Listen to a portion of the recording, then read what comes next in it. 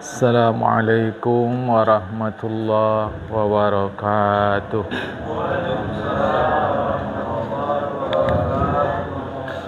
Alhamdulillahi rabbil alamin. Wassalatu wassalamu ala ashrafil anbiya'i wal mursalin, habibina maulana Muhammadin wa ala alihi wa sahbihi ajma'in. Man yahdillahu fala mudilla lah, wa man yudlil fala hadiyalah. Qala al-musannif rahimahullahu ta'ala wa nafa'ana bi'ulumihi fid darain amin. Summa qala, makalah yang kelima dari Umar radhiyallahu anhu, bahwasanya dia berkata Khalifah Umar terhenti kepadanya. Dalam ilmu hadis disebut mauquf, atau sampai kepada Rasulullah Muhammad sallallahu alaihi wasallam disebut marfu'. Apa mauquf, apa marfu'? Sebetulnya sudah tadi itu, tapi dijelaskan lagi jamaah. Dijelaskan lagi, hadis mauquf adalah sesuatu yang diriwayatkan dari sahabat dan tidak sampai kepada Rasulullah Muhammad sallallahu alaihi wasallam. Jadi dalam perjalanan sanadnya, sanad itu artinya sambungan orang ke orang, dari si fulan ke si fulan, dari si fulan, dari si fulan, dari si fulan, dari si fulan, dalam penyebutan terhenti kepada sahabat, tak sampai disebutkan kepada Rasulullah Muhammad SAW. Ini disebut mauquf. Mauquf, wakaf. Wakaf itu artinya terhenti. Sesuatu yang kita wakafkan terhenti menjadi milik kita, diserah kepada Allah Ta'ala. Maka wakaf tak ada tarik balik, dah terhenti milik kita, mauquf. Jadi dalam periwayatannya, dari si fulan, dari si fulan, dari si fulan, dari si fulan, dari si fulan, dah tak ada Rasulullah. Berkata dia di si fulan yang terakhir, sahabat, tak ada sebut Rasulullah. Itu namanya mauquf.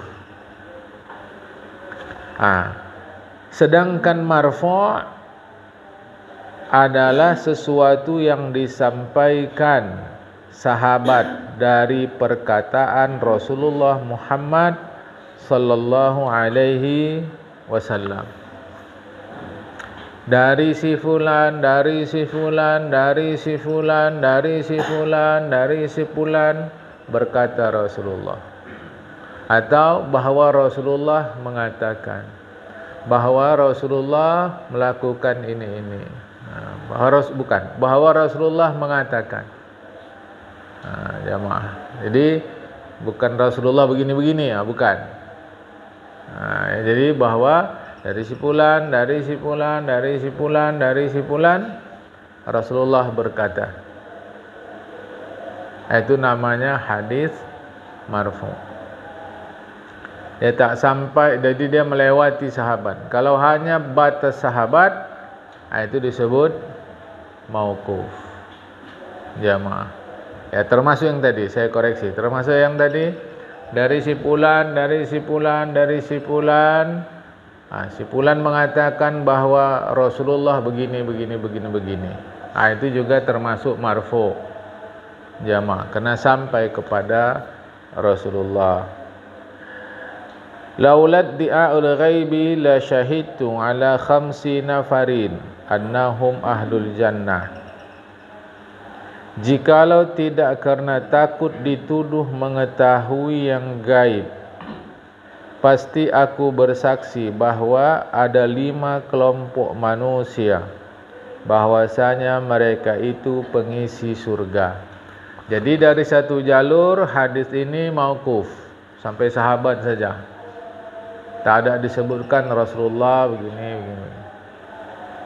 Dari satu hadis disebut ini marfu sampai kepada Rasulullah Muhammad sallallahu alaihi wasallam.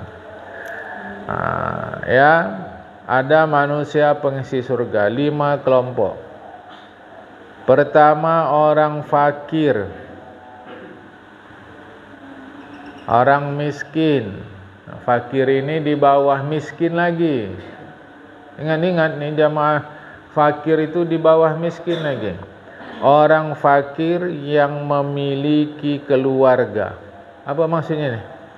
Yaitu orang yang tinggal bersamanya, yang nafkahnya wajib ditanggungnya, seperti budaknya, istrinya dan anaknya yang belum baligh.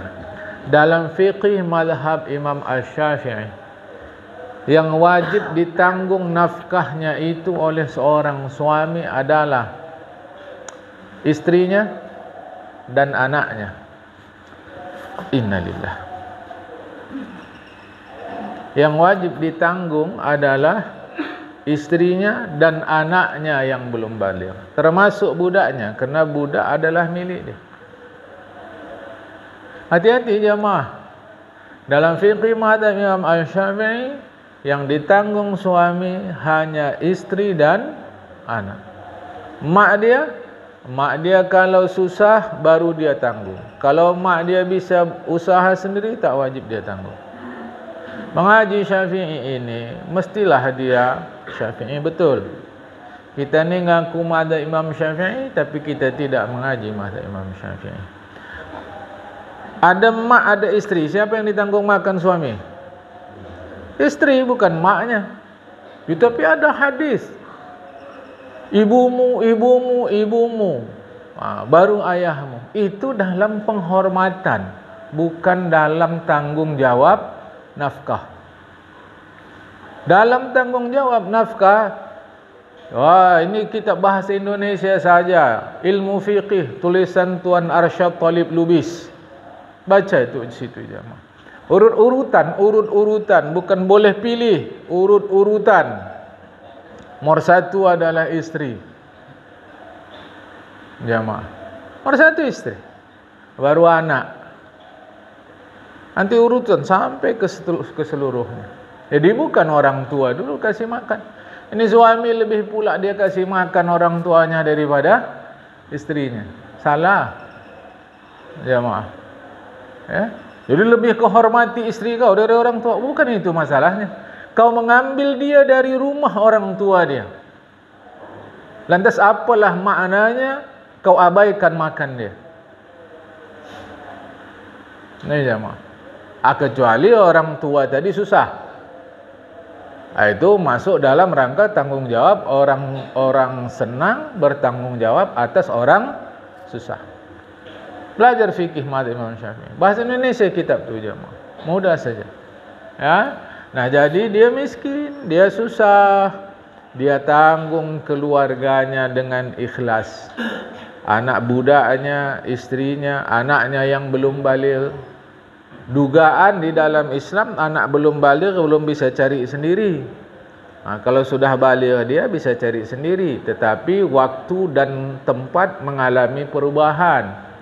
Sehingga anak-anak sekarang yang sudah sarjana pun bisa belum mampu dia mencari sendiri. Tetap orang tua kasih. Jemaah. Belajar fikih itu mesti betul ya. Jangan tangkap separuh-separuh.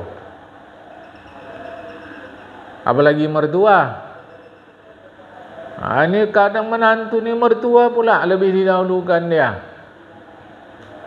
Kadang mertua pula menuntut dari menantu. Aku sama aja dengan mak kau. Mana bisa sama? Orang dia kita jumpa mertua tengah jalan. Itu pun bukan dia yang melahirkan kita. Mana bisa sama penghormatan kepada ayah mak dengan mertua. Ini kita sebagai mertua hati-hati ini jemaah. Jangan menuntut dari menantu penghormatan kepada diri dia seperti dia menghormati ayah mak dia. Tak sama.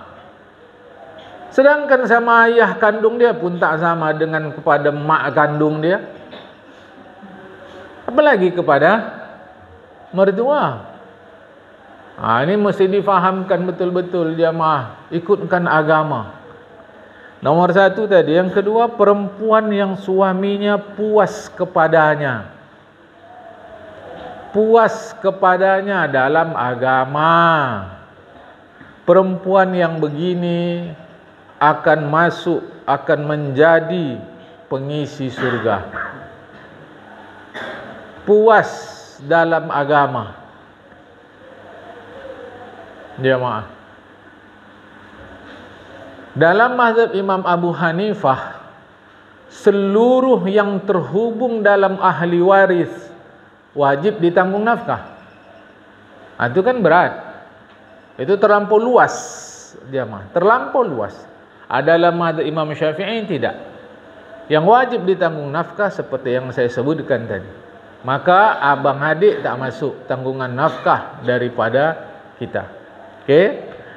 Perempuan yang suaminya puas kepada dia menurut agama. Perempuan yang suaminya puas kepada dia menurut agama. Puas sekali aku memperistri kau. Alhamdulillah. Apalagi waktu di pesta undangan tadi, kau jadi pusat perhatian orang. Waktu nyanyi tadi di panggung, banyak orang nengok kau. Itu baru suami yang abang suka. Ini dayus. Suami yang tak punya harga diri. Jemaah. Bukan itu yang dimaksud. Itu puas nafsu. Puas menurut agama dua saja. Satu, tugas istri itu, kalau sebetul-betul dalam hukum Islam itu cuma dua saja. Nomor satu, kau ingatkan lakimu mencari nafkah di jalan Allah. Nomor dua, kau berhias untuk dia. Selesai. Itu tugas istri.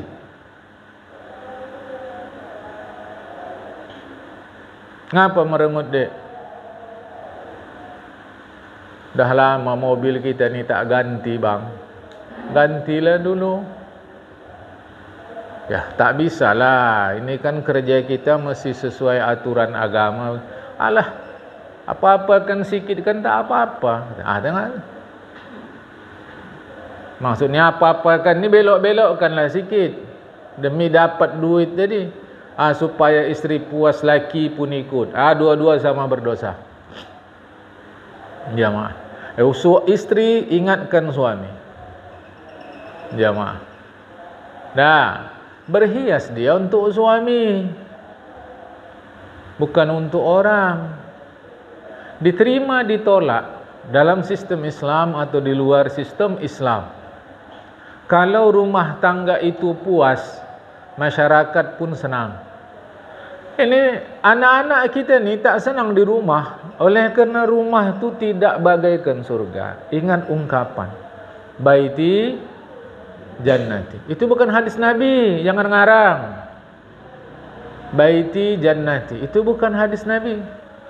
Sama seperti hubbul watan minal iman. Itu bukan hadis Nabi. Ya, jangan yang bukan hadis Nabi dibilang hadis Nabi. 10 pertama orang puasa dapat ini, 10 kedua ini, 10 ketiga. Itu bukan hadis Nabi. Malam pertama tarawih dapat ini, malam kedua dapat. Itu bukan hadis Nabi. Terlampau banyak yang kita anggap hadis Nabi padahal bukan. Baiti jannati, rumahku adalah surgaku. Jannah taman, rumahku adalah tamanku. Lah kalau rumah tangga suami isteri saling memuaskan, rumah akan menjadi jannah. Yang mengerikan para suami, lebih jannah dia di kedai kopi dari di rumah. Apa sebab? Jemaah. Ayolah, saya kan tak tahu. Masing-masing lah suami isteri, jemaah. Kadang-kadang suami ni pun tengok bini ni kurang pas. Tapi sudahlah, memuaskan diri saja. Isteri pun begitu, menengok suami kurang pas. Ya sudahlah, memuaskan saja. Enggaklah, saya cerai sajalah, saya minta cerai dari suami saya. Cerai. Dapat kedua belum tentu seperti yang diharapkan. Begitu-gitu sajalah terus hidup ni, jemaah. Sayang, walaupun tak memuaskan kita si suami tadi, walaupun tak memuaskan kita si isteri tadi, coba belajar memuaskan, jemaah. Sudahlah. Tetapi kalau menurut agama, isteri itu memuaskan perempuan yang suaminya puas kepadanya, maka dia akan menjadi pengisi surga. Puas menurut agama, bukan seperti yang saya sebutkan tadi. Waktu senam-senam tadi, dia suka aku nengok, lenggang-lenggok kau tu, jadi salut orang nengok kau. Ini suami dayus yang tak punya cemburu atas istrinya. Jemaah yang dikasih Allah Ta'ala, jangan salah kaji. Kalau gitu tak boleh senam-senam. Bukan itu. Dia macam tak ada harga diri daripada istrinya. Suka pula dia istrinya kemana-mana tengok orang. Macam sekarang bukan tanggung. Berjilbab, tapi naik kereta tekangkang. Tekangkang macam apa dah. Dia tak mengerti lagi kita ni, jemaah.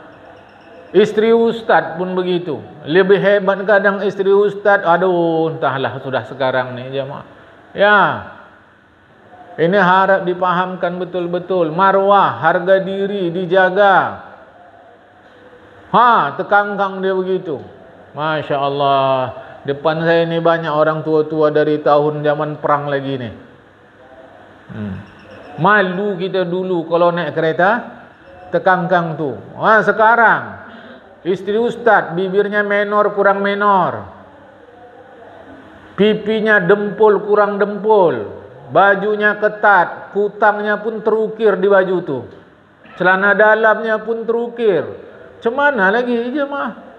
Berjubah juga. Begitulah. Dibilang kuno. Kalau dibilang itu kuno, padahal itu menjaga marwah diri daripada perempuan itu. Dah tak ada lagi harga, jemaah. Dah tak bermalu lagi sekarang ni. Yang lebih parah sekarang tak bermalu ni, berjubah-jubah pula. Belenggang-belenggok, dimasukkan ke video-video, disebarkan di internet. Itu tak bisa hilang, jemaah. Kita hilangkan, tapi di pusat internet ni tak bisa hilang. Itu namanya jejak digital. Tak akan bisa hilang. Ayo, ini harus diwaspadai. Bangga pula si suami tadi, istrinya berlenggang-lenggok. Senang dia. Postingan kau dek dapat banyak like. Coba dulu. Nauzubillah. Macam mana ni? Puas suami awak. Di-like itu. Suka suami awak. Banyak orang nengok. Suami yang begini dayus. Macam mana si isteri masuk ke dalam surga? 2 saja. Tugas isteri cuma 2 saja. Melahirkan bukan tugas isteri. Menyusukan anak pun bukan tugas isteri. Maka di dalam Islam ada ibu susu. Bahkan si isteri kalau menyusukan anak itu, dia minta upah dari suami, boleh? Al-Quran baca. Ujurahunna bil ma'ruf. Beri upah mereka dengan cara baik. Saya mau susukan bayi kita ni bang, tapi bayar. Boleh? Saya tak mau bayar, kata suaminya, carilah ibu susunya. Boleh? Boleh dulu, bukan baik. Baik itu hukum moral. Baik itu hukum moral. Kalau boleh halal haram, halal boleh, wajib sunat, makruh, haram, itu hukum formal. Boleh jemaah. Saya cuma tu, apalagi masak, mencuci seterusnya. Itu bukan tugas isteri. Jemaah. Tapi awak wajib ngasih makan isteri. Masa dia tak wajib masak? Yang wajib ngasih makan kita, masa yang wajib masak dia pula? Kitalah yang wajib masak. Mari saya bawakan belanjaan ini ya Rasulullah. Tak usah, biar aku yang bawa. Rasulullah belanja. Maka tu saya katakan isteri-isteri kita ni terlampau banyak pahalanya jamaah. Dia mengerjakan yang tidak wajib dia lakukan. Harap dipahamkan para isteri, puaskan suami dalam dua hal itu. Yaitu ingatkan dia mencari nafkah di jalan Allah Ta'ala. Jangan nipu, jangan culas, jangan curang. Kedua, berhias kau untuk dia. Tentu dalam hal ini termasuk dalam perhubungan badan. Oleh kerana menikah itu adalah menghalalkan yang haram. Perhubungan badan yang dibenarkan agama. Karena ada perhubungan badan suami istri sekalipun agama larang, haram hukumnya. Ya, baik. 2, 3.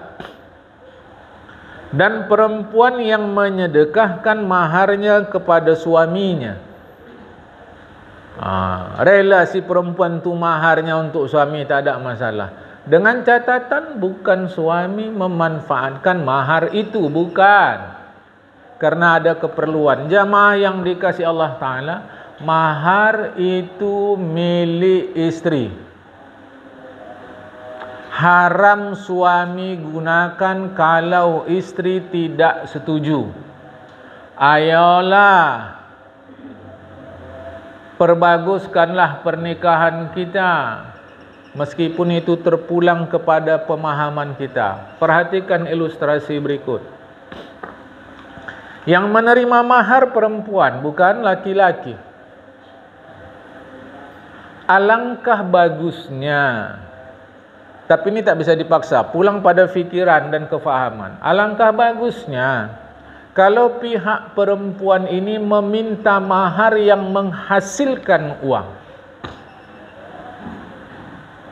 Ini saya sampaikan dari puluhan tahun yang lalu di Merata pengajian. Contoh, si perempuan minta mahar 5 pasang ayam. Berarti berapa ekor? 10 ekor. Si perempuan minta 5 pasang ayam. Maka 5 pasang itu milik si perempuan. Hasillah dari setiap seekor itu 1 butir telur sehari. 5 butir itu milik si perempuan. 2.000 dia tolak ke kedai, 10.000 dah sehari. Cara sekarang 10.000 sehari, sebulan sudah 300.000. Haram suami menggunakan itu kalau tidak izin si perempuan. Makanya dalam fikih zakat, satu masa suami bisa menerima zakat dari istri. Nah, suami jatuh miskin, istrinya kaya, dia wajib berzakat. Kepada siapa? Zakat kepada suaminya. Mengapa? Karena suami bukan tanggung jawab nafkah si istri. Lah ini yang diminta seperangkat alat solat untuk apa? Apa selama ini tak solat? Yang diminta ayat Al-Quran, kitab Al-Quran untuk apa? Untuk apa jemaah? Maka dalam kitab fikih pun disebut boleh minta mesin jahit. Cara dulu alat menjahit disebut. Minta. Jadi kita bekerja. Jamaah, saya tak usah lagi lah membuka fikiran kita. Saat kita bincang ini, terlampau banyak yang sandaran ekonomi rumah tangga itu pada perempuan. Tak usah lagi saya buka itu. Dah nampak di mata kita. Alangkah bagusnya kalau anak perempuan kita didik untuk menghasilkan ekonomi. Masih diminta lagi seperangkat alat solat. Bukan salah. Untuk apa? Oh, lebih parah lagi minta Al-Quran Istanbul. Tahu Al-Quran Istanbul? Yang kecil itu. Siapa yang baca? Tak ada yang salah di situ. Sama sekali tak ada yang salah. Cuma saya sedang mengajak kita untuk jadikan itu kesempatan. Jamaah. Ternyata si perempuan dapatlah dia 5 pasang ayam tadi. Disedekahkannya kepada suaminya. Abang boleh ambil telur ini. Kalau pagi-pagi mau pergi kerja, mau puding, ambillah ini. Boleh. Tak ada masalah. Boleh? Jamaah. Boleh. Akan lagi sedap hidup dia, jamaah. Saya hanya membaca. Tidak pernah kontak langsung. Tidak pernah. Cerdas sekali laki bini ini, jamaah. Cerdas kan? Nikah. Dia nikah. Uang dari undangan itu dia gunakan untuk buka usaha. Tapi pesta nikahnya tidak hebat-hebat. Uang yang dapat dari nikah, kadang orang datang kan ngasih duit, dikumpul jadi modal usaha. Ini kan hebat cara berpikir, jamaah. Separuhnya kita itu bimas, biar mati asal stan. Dibuatlah pernikahan tu hebat-hebat, tapi habis tu menumpuk hutang.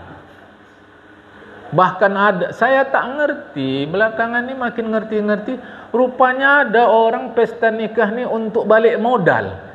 Iya. Saya tak mengerti, wallahi, aku tak main-main ni. Jadi dianggap macam jual beli pula. Ada gitu rupanya. Padahal pernikahan itu tak ada demikian. Ada perempuan yang menyedekahkan maharnya. Contoh macam tadi. Perempuan ini akan menjadi penghuni surga. Jangan lupa. Sudah 3 kita sebut. Jamaah, tetap induknya adalah mengerjakan sembahyang. Itu tak bisa ditolak. Induknya adalah mengerjakan sembahyang. Hati-hati kita para suami. Ya, jangan zalim. Yang tak wajib istri kerjakan, kita wajibkan. Jadi hari tadi mau pergi ngaji, jamaah. Bangun tadi pagi sebelum subuh, istri tanya, jadi hari ini masak? Ya terserah kau. Ya. Tinggal lagi nanti sarapan macam mana? Oh ya pula lah, nanti beli aja beli. Uangnya dari mana? Dari kita. Saya mau menjelaskan ini, jemaah, ingin menunjukkan sama kita bahwa saya tergantung kita. Andai dari pengajian ini saya tak dikasih uang, dari mana saya dapat? Kita tergantung saya dari pengetahuan yang saya sampaikan. Ini dalam ilmu namanya jaring-jaring sosial. Kita tak bisa hidup tanpa orang lain. Sampai kesal sahabat Nabi. Sahabat-sahabat tak tahu, 40 hari 40 malam Nabi tak ada masak. Hanya makan kurma air pekak saja kalau cara orang tua kita dulu. Belakangan baru tahu. Kesal sahabat. Mengapa Nabi tak cakap? Kerana sahabat-sahabat kaya. Jemaah, Nabi sedang mengajarkan kita jangan heboh dalam hidup dunia. Sahabat pula ingin mengajarkan kita tanggung jawab. Saya mau menjelaskan ini, jemaah. Dari mana uang saya? Kalau tidak dari kita. Lah kita dari mana dapat pengetahuan agama? Kalau tidak dari orang-orang yang seperti saya menyampaikan. Kita saling tergantung. Kita saling tergantung. Saya sampaikan sama istri, masa terserah kau. Tadi bagi jemaah. Tinggal sarapan macam mana? Ayolah nanti beli saja. Okey. Dalam fikiran saya, dari mana uang beli sarapan? Dari kita, jemaah. Jaring-jaring. Makanya tidak dibenarkan saling sombong. Kalau tidak aku nyampaikan agama ni, tak tahu kalian. Sombong kali. Kita pun tak pula begitu. Hidup ustaz ni kan dari kita ni. Tak boleh begitu. Kita saling tergantung. Macam kesal sahabat-sahabat jemaah. Sampai kok bisa Nabi kita tak masak di rumah. Padahal kita ada harta. Sejak itulah istilah kata apa itu kalau cara kita? Jatah, ya jatah. Macam dijatah setiap bulan oleh para sahabat kehidupan Nabi itu. Padahal Nabi sudah ditawarkan malaikat Jibril. Andai kata Nabi mau, gunung Uhud pun bisa jadi emas untuk Nabi. Nabi tak mau. Hati-hati jemaah. Hidup kita saling tergantung. Tak bisa kita lepas dari orang lain. Tapi tak boleh pula sombong kepada orang lain. Namun faktanya begitulah. Kadang-kadang manusia ni luar biasa. Baik, kita masuk ke kaji balik. sedekahkanlah mahar kepada suami. Dalam pengertian jangan tak bermahar. Ya, udahlah tak usah bayar mahar bang. Oh jangan, itu tanggung jawab suami. Tapi kalau abang mau ambil silakan. Ini telur ni ambillah. Ini awak udah jahitkan pakaian dari mesin jahit mahar abang tu. Ini mesin jahit milik awak udah. Abang mau ambil pakaian ni, ambil satu setel. Ambil, sila, boleh jamaah. Yang kedua, yang ketiga, yang keempat. Dan seorang anak yang puas kedua orang tuanya kepadanya. Ini pun sama macam tadi. Ngapa kakak senyum aja? Puas awak sama anak awak. Baik kali orangnya. Sedap awak nengoknya. Disuruh-suruh tak payah. Tapi tak sembahyang dia awak tengok kak. Itu hidayah lagi. Belumlah datang macam mana. Bukan itu yang dimaksud. Bukan itu. Ya maaf.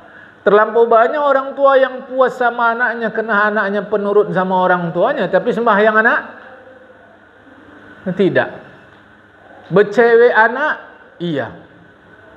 Tak lagi risau awak, ada jodoh dia udah. Tu kalau malam minggu berjalan orang tu berdua, tenang hati awak udah tinggal tentukan tanggal aja. Ini lagi ni. Kau biarkan anak jantanmu membawa anak perempuan orang ke sana kemari sedangkan dia bukan istrinya. Lantas kau bilang puas. Bukan itu yang dimaksud sini jemaah.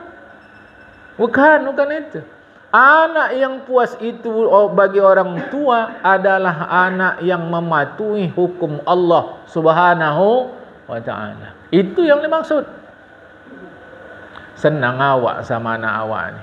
Kenapa? Sering bawanya awak makan sana sini, tak usah takutlah kalau gitu. Tapi dia tu pak dapat duitnya tu dari meras-meras orang itu. Alah kau buruk sangka jangeknya kau sama anak aku. Padahal memang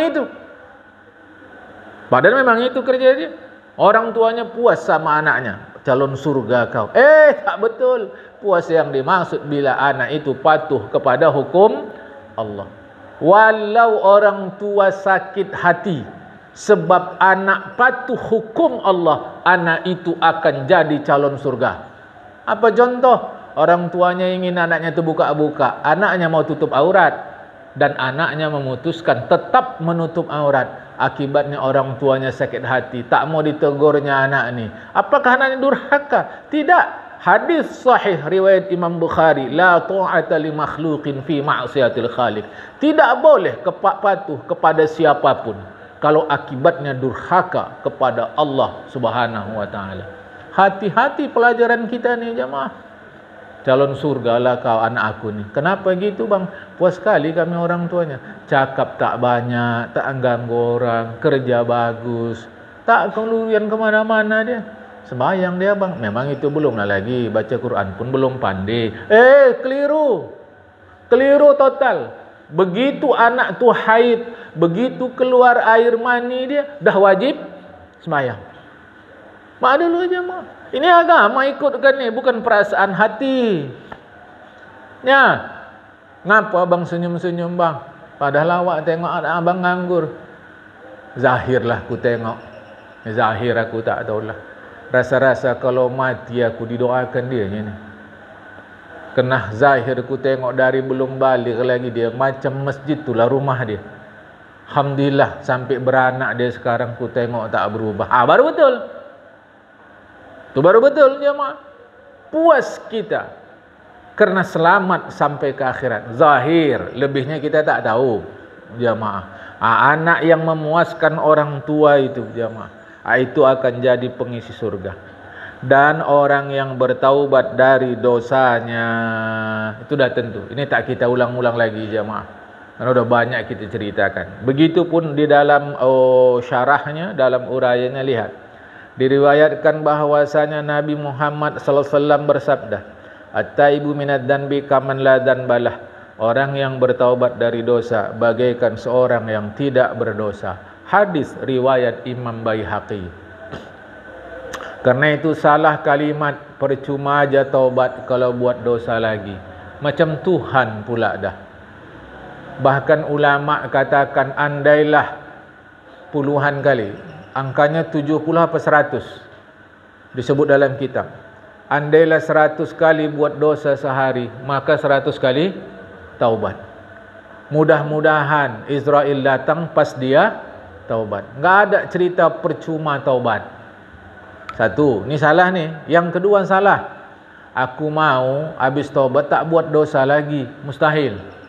Pernyataan ini maksud saya mustahil dari fakta. Kalau dari sisi kita ngaji ilmu tauhid, jaiz mungkin wajib, jaiz wajib mustahil, ya tidaklah mustahil. Ini masuk bahagian mungkin. Tetapi dari fakta, takkan berhenti syaitan menggoda orang. Jadi kalau ada mengatakan habis aku taubat, aku mau tak usah buat dosa lagi. Ini keliru. Yang ketiga, aku baru akan taubat. Setelah bertaubat aku tak buat dosa lagi. Yang keempat, kalau udah umur 40 tahun enggak taubat juga, tak ada lagi itu. Gitu di masyarakat kan. Kalau udah 40 tahun tak taubat, tak ada lagi. Ini salah semua. Semua salah. Jemaah. Perkara hidayah itu urusan Allah. Macam dak pokok, kata macam pokok, kalau dari kecil bengkok tak awak luruskan, bengkoklah tu ambil tua. Oh, tak ada begitu. Saya rasa tak usahlah saya bukakan lagi mata kita, tak usah mata kita boleh nengok jemaah. Ada berapa banyak orang yang jahat-jahat usia tuanya dia baik. Ada berapa banyak orang baik-baik usia tuanya dia jahat. Coba dulu. Coba jemaah. Jadi tak begitu hidayah Allah. Taubat sajalah. Taubat. Insya-Allah dalam taubat kita berpulang kepada Allah Taala. Diriwayatkan bahwasanya Nabi bersabda, kullu bani Adam khata'un wa khairul khata'in at-tawwabun. Setiap anak Adam, setiap manusia berbuat dosa, dan sebaik-baik pelaku dosa adalah orang-orang yang bertaubat. Hadis riwayat Imam Ahmad dan Imam Tirmizi. Taubat je. Yang salah begini, enggak apa-apa buat dosa, habis itu taubat. Ini yang salah. Dia mengatakan enggak apa-apa buat dosa itu aja sudah dosa. Jemaah. Habis itu taubat. Bukan itu yang dimaksud. Yang dimaksud adalah buat dosa, sadari salah, taubat. Jatuh lagi, taubat lagi, dan seterusnya. Hadis ketiga. Diriwayatkan bahwasanya Nabi bersabda, Allahu afrahu bi taubati ta'ibi minadh dham'anil waridi ila akhiri ma qalahu Rasulullah Muhammad SAW. Artinya Allah lebih gembira terhadap taubat orang yang bertaubat daripada seorang yang kehausan kemudian mendapatkan air. Macam mana hausnya kita? Contohnya puasa. Begitu berbuka kita minum, gembira bukan tanggung. Allah lebih gembira lagi dari itu kepada orang yang bertaubat. Dan perempuan yang divonis mandul, yang ternyata dapat melahirkan anak, bukan tanggung gembiranya dia. Allah lebih gembira lagi dari itu kepada orang yang bertaubat. Dan orang yang kehilangan sesuatu kemudian menjumpainya, Allah lebih gembira lagi dari itu kepada orang yang bertaubat. Seterusnya, siapa saja yang bertaubat, kata hadis Rasulullah itu, sebagai taubat yang sebenarnya, maka Allah membuat lupa kedua malaikat hafazah, dan Allah membuat lupa anggota tubuhnya, dan Allah membuat lupa tempat di bumi akan kesalahan dan dosanya. Hadis riwayat Abu Abbas. Ingat jamaah dalam surat Yasin. Bismillahirrahmanirrahim. Al-yawma nakhtimu ala afahim wa tukallimuna, dan seterusnya. Aidihim tangan, arjulihim kaki. Tutup mulut, tangan kaki menjadi saksi. Tapi kalau tobat dia sebenar, Allah buat tangan kaki lupa di mana dia berbuat dosa. Malaikat hafazah Allah buatkan lupa.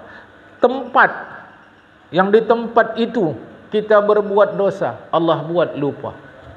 Asal taubat dengan sebenar.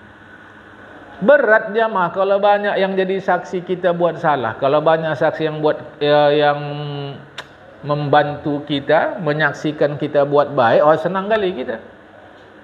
Banyak saksi akan kebaikan. Kalau banyak saksi, satu aja saksi yang buat menyatakan kita salah, itu dah berat. Apalagi banyak. Banyak tu dibuat Allah lupa. Syarat taubat.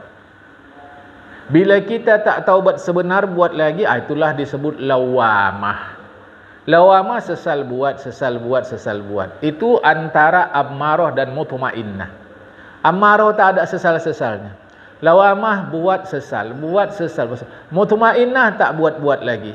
Jamaah. Baik terus. Itulah ayat Al-Quran yang selalu kita baca itu. Bismillahirrahmanirrahim. Ya ayyatuhan nafsul mutmainnah. Mutmainnah itu artinya tenang. Jamaah tenang, ya. Baik, kita teruskan ya. Makalah yang ke-6.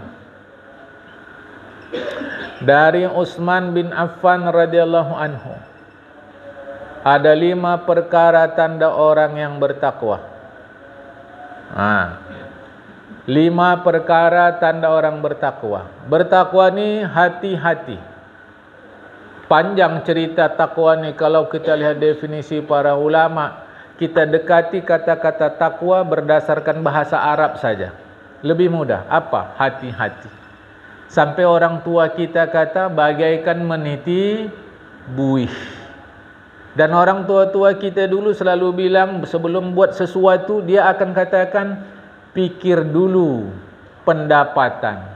Sesal kemudian tiada berguna.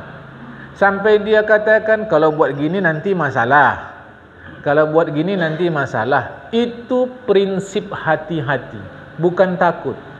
Tak macam orang sekarang, asal mau jadi. Asal mau jadi. Udah jadi masalah, pening kepala.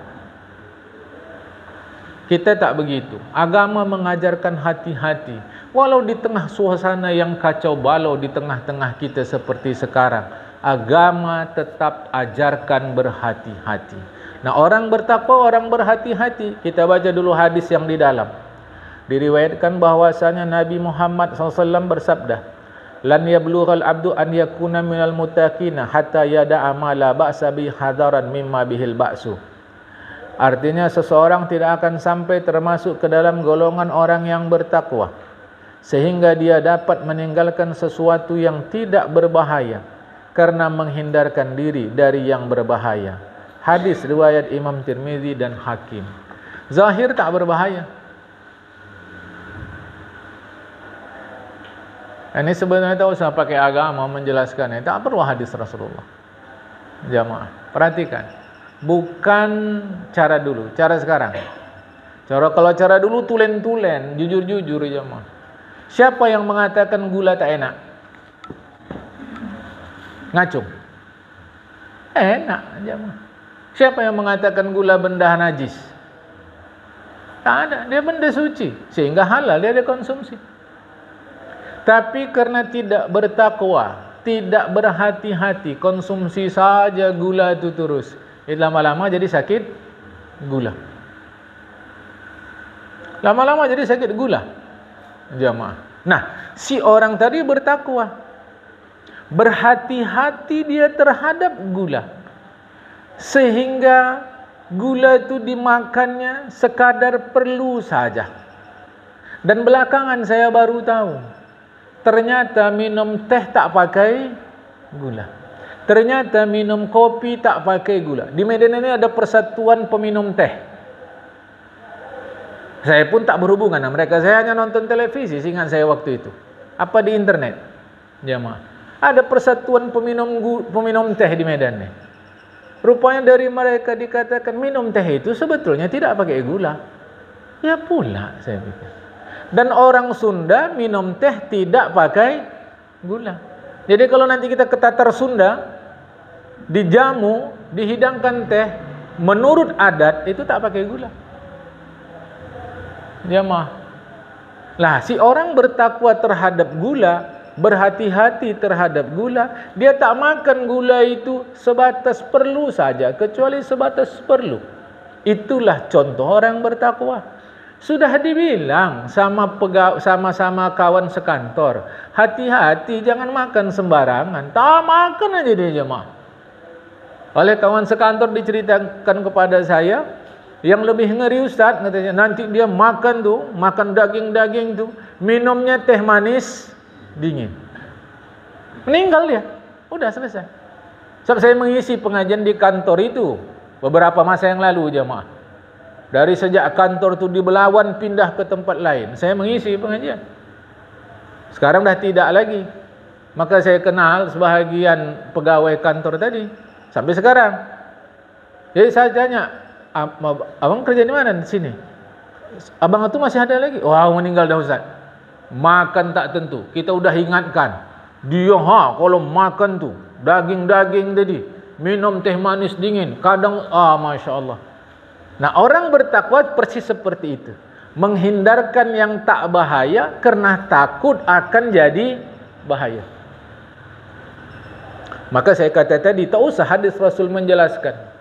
Pikiran saja membenarkan jamaah. Menghindarkan yang tak bahaya supaya tidak jadi bahaya. Mala ba'sa bihi, sesuatu yang tidak bahaya. Karena hazaron. Ma bihi ba'sun.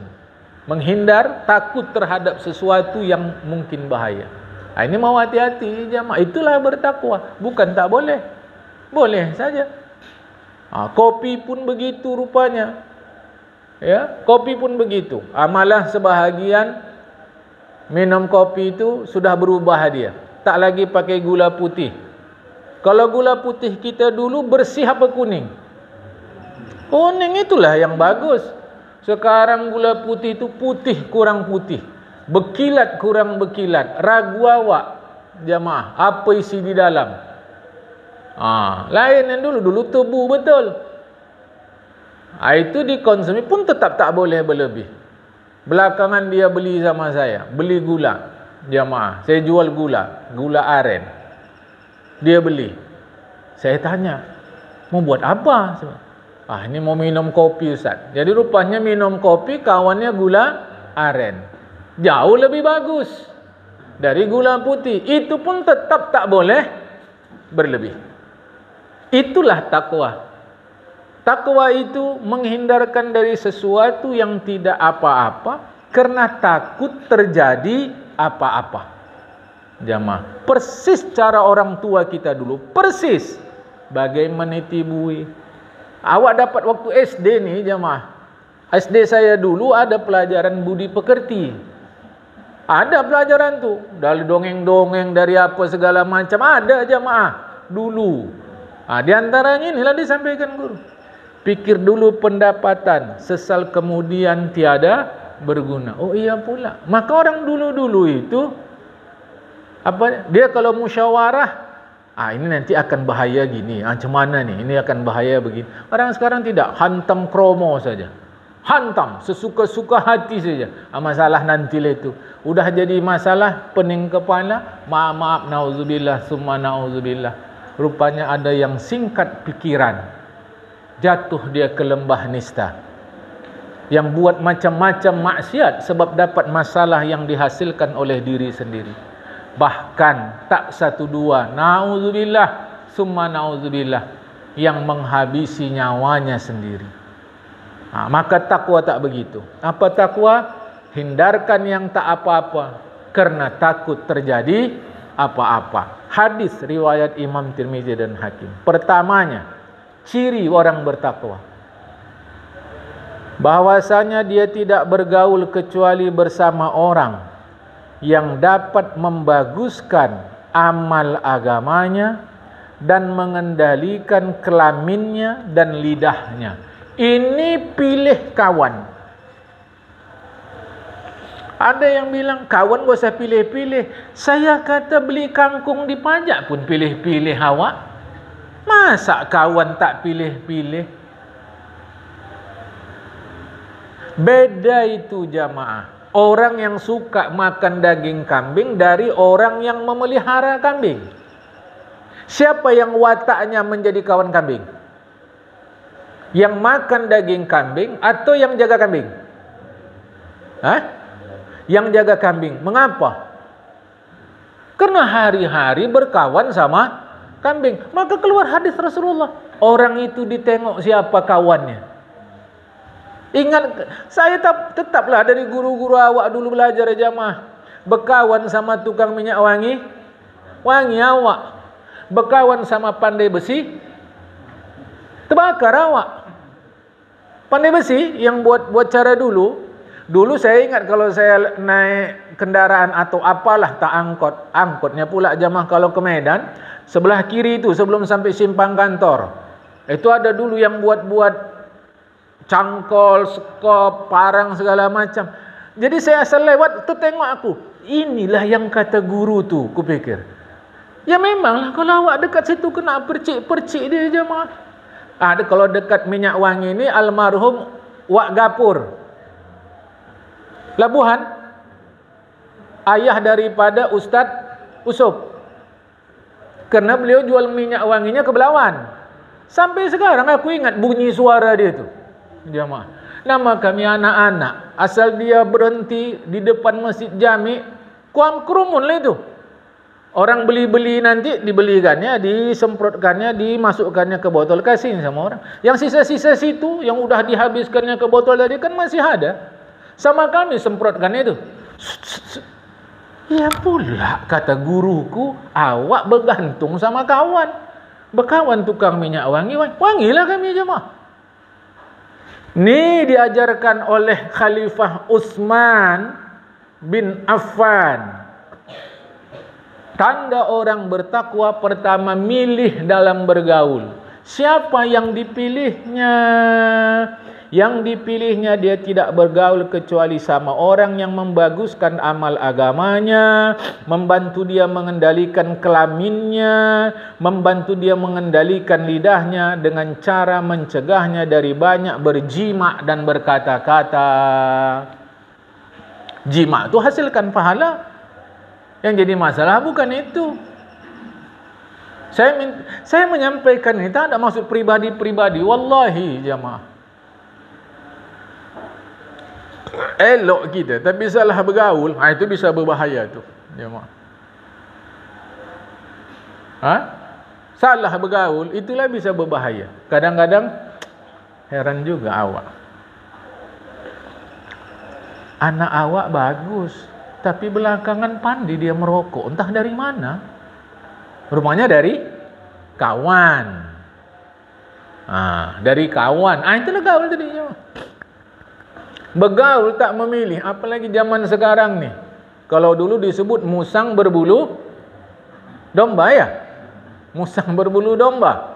Jadi berkawan dia sama ayam tak malu, tak tahu ayam, padahal musang berbulu domba. Sekarang musang dah tak berbulu lagi. Zaman kacau balau sekarang ni, tak memilih kita sama kawan. Mengaji, sembahyang, elok berkawan. Pulang dari rumah awak, hilang barang rumah awak buatnya. Pengurus masjid, pengurus musalla, di rumah ada wirid, ada ngaji, uang masjid hilang dibuatnya. Zaman sekarang ni jemaah. Maksud saya memilih. Tetapi apa dasar pilihan? Khalifah Utsman ajarkan dasar pilihan adalah orang yang membantu kita dalam amal agama kita, mengendalikan kelamin kita, mengendalikan lidah kita. Tanda orang bertakwa. Kedua, jika mendapatkan sesuatu yang hebat dari kehidupan dunia ini, dipandangnya itu sebagai satu bencana. Apa maksudnya? Yaitu tanggungan karena berat akibatnya. Dapat senang hidup dunia, dapat senang, bukan dia mudah, rasa dia susah, berat tanggung jawab. Contoh. Maka sahabat-sahabat Nabi itu dalam perjalanannya sebahagian, tak semua, ada yang tak mau itu menjadi pemimpin karena berat tanggung jawab. Tak bisa jugalah, kita memerlukan pemimpin jemaah. Itu berat tanggung jawab. Karena itu bahagian dunia. Maka ada sebahagian orang-orang alim itu ketika mendapat tanggung jawab sebagai pemimpin, saat itu juga meninggal dia, kontan. Saking berat jemaah. Kita tak salahkan karena kita perlu pemimpin. Kita perlu. Tapi maksud saya, hati-hati. Ini kita dapat rumah baru senang kali. Salah? Tidak. Namanya nikmat Allah, bersyukur. Tapi jangan sempat macam kata orang-orang, lupa daratan. Sebab apa? Rumah baru ini akan dipertanyakan Allah nanti di akhirat. Dari mana dapat harta buat rumah ini, digunakan untuk apa? Diberi Allah kemudahan dalam rezeki kehidupan dunia. Senang kali, salah tidak, ia bersyukur. Tapi jangan lalai, sebab itu bencana. Tanda orang bertakwa, begitu dapat kemudahan itu. Ini naik level jamaah. Kalau tadi bersyukur, ini naik level. Naik level, begitu dapat kemudahan, cemas dia. Bukan mau ditolak, cemasnya cemana bertanggungjawab ke akhirat. Levelnya sudah tinggi daripada sekadar bersyukur. Lebih tinggi jamaah. Dia sudah pasti bersyukur itu. Mustahil dia tak bersyukur. Tapi dia tinjau yang lebih jauh. Dia bukan tolak. Ini rezeki dari Allah. Bagaimana cara dapatkannya? Ingat kepada kita semua. Jangan ditolak. Tapi kalau tak perlu nerima, jangan terima. Misal, kita mudah dapat hasilkan uang puluhan juta. Jangan tolak. Hasilkan itu. Karena boleh jadi di situ ada amanah dari Allah untuk kita membantu fakir miskin. Tetapi kalau rasa-rasa kita dengan hasilkan puluhan juta yang mudah itu akan lalai kepada Allah. Doa. Jangan ditolak. Doa. Izinkan aku mampu untuk tidak lalai dengan harta ini ya Allah. Kalau kira-kira aku bakal lalai, tolong stop. Tolong jangan teruskan. Ini mau hati-hati jamaah. Ya, ini mau hati-hati sekali. Kita melihatnya dari banyak sisi. Jadi tanda orang bertakwa itu jika dapat yang hebat dari hidup dunia dipandangnya sebagai bencana. Apa maksud bencana? Tanggungan karena berat akibatnya. Ketiga, jika dapat mengerjakan sedikit amal agama, dia merasa beruntung. Maksudnya dia meyakini itu sebagai untung besar. Untung besar adalah ketika orang syukur dapat mengamalkan amal agama walau sikit. Maka cara kita sekarang ni syukur kali bisa sembahyang. Syukur kali jamaah. Usah tanya apakah sembahyang kita diterima Allah atau tidak. Usah. Bisa sembahyang aja. Dah luar biasa nih jamaah. Apalagi saya perhatikan, ya sejak dulu sudah adanya. Di pajak-pajak ada musola. Sekarang makin banyak pula itu di tempat keramaian ada musola. Dalam hari Senin yang lalu saya masuk ke kedai makan dengan anak dengan istri masuk. Waktu masuk tak nampak, waktu keluar nampak kami ada musola. Alhamdulillah jemaah. Jadi semakin tak ada alasan orang untuk meninggalkan solat. Tetap kerjakan walau sikit jam. Usah tanya terima atau tak terima, itu urusan Allah. Bisa aja kita sembahyang sekarang ini sampai mati. Alhamdulillah. Yang keempat, tidak memenuhkan perutnya dengan yang halal karena takut bercampur dengan yang haram, sebagaimana tersebut di dalam hadis yang terdahulu. Tadilah hati-hati. Sangkinkan hati-hatinya, cara dulu kita tak sembarangan menyembelihkan hewan kita sama orang. Sangkinkan hati-hatinya. Sekarang tengok di pajak tu orang nyembelih ayam tu. Kadang tak putus dua tu. Napas dan makan. Saluran napas, saluran makan. Ya. Kalau bahasa Arabnya halkum dan mar'i itu tak penting kali bagi kita. Saluran napas, saluran makan. Kadang tak putus, sehat katanya. Dah. Gelepar-gelepar lagi masukkannya ke perontok bulu. Jadi matinya oleh perontok bulu. Itu maka oleh majelis ulama turun tangan disertifikasi. Dibuatlah ayam potong syariah. Ayam potong syariah. Tapi belakangan awak tengok ayam potong syariah pun begitu juga. Misal. Jadi sebetulnya tak perlu pakai syariah itu. Tapi tadilah kerana banyak yang lalai, mau tak mau turun tangan semua, dibuatlah ayam potong syariah. Namun yang nakal tetap nakal. Sudah syariah pun tengah jalan sama juga. Hati-hati jamaah.